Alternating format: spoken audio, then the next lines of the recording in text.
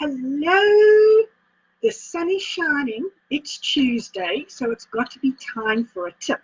And of course, where we are now in this lovely home on the Wellbeing Hub, this is the third last video here before we move into our new home on the Wellbeing Showcase pages and the Souls Compass business pages. So remember to go and join up there as well so that you can keep getting these tips.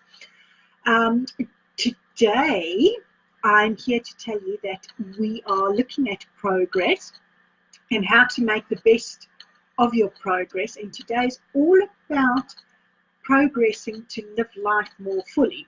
And we're going to look at this closely over the next 3 weeks, with today being a little bit thought-provoking and a little bit of honesty here. Now, a few months ago, back in January, we started with our vision. We looked at how we were going to do things, and we've done huge amounts of work to get you to this point.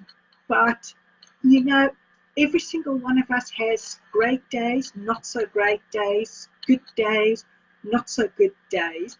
And we all find from time to time that obstacles in our path do hold us back. What we forget is that we're not alone. All of us does. You, me, everyone at some point finds that there's an obstacle or something that really holds them back, or they can't get their head round.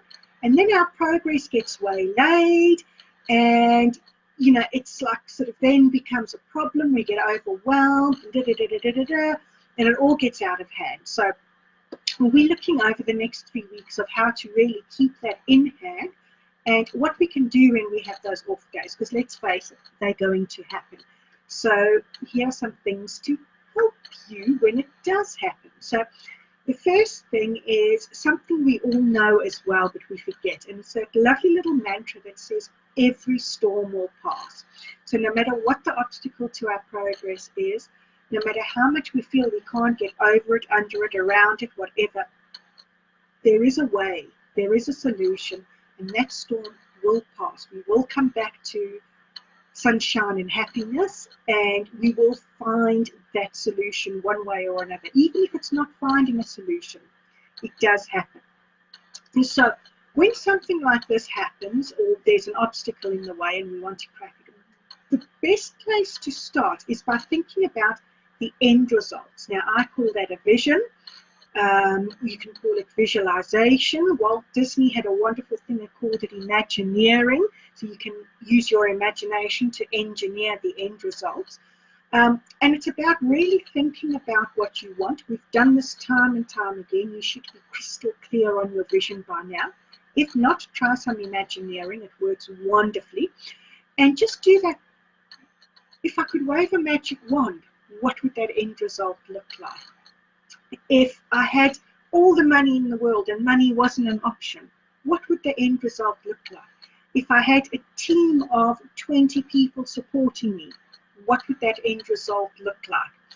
Once you have that crystal clear, you can then start progressing from where you are now, because you understand what it is you're aiming for. And your brain then starts being more open to the solutions.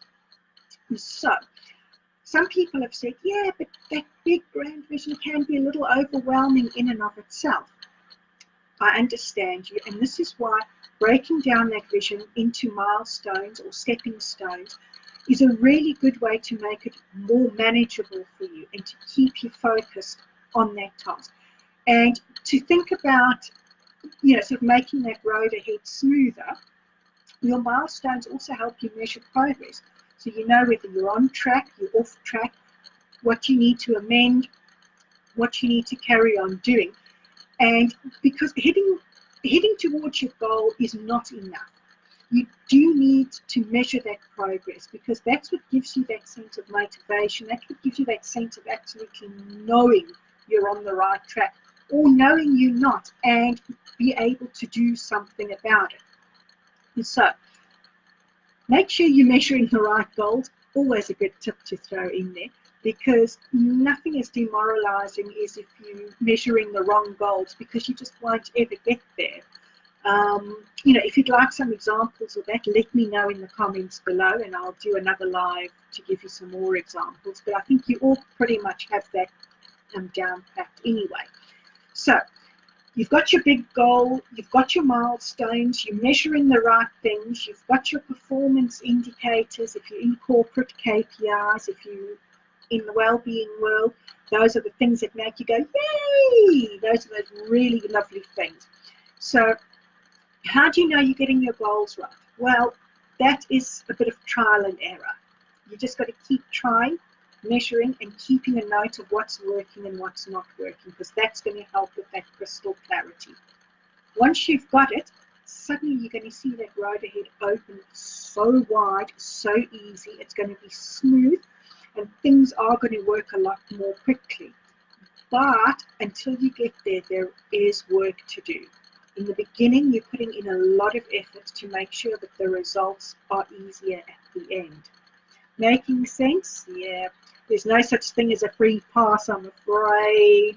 I wish there was, and as soon as I find one, I'm so sharing it with all of you. So have a think about those things. Think about your end result. Think about the milestones. Think about which goals you're measuring. And those are going to really help you over the next week. Next week's tip, I'm going to give you the key to living a fuller life. And I'm going to give you 5 things to help you get this, 5 practical things that you can do. So think about what we've spoken about today. Think about some tips to help you. And I promise you, you are so going to have this progress thing down pat. So until next week, when you get those 5 practical tips, be you, be great, be your destiny. You deserve it. Have a wonderful week ahead. Bye.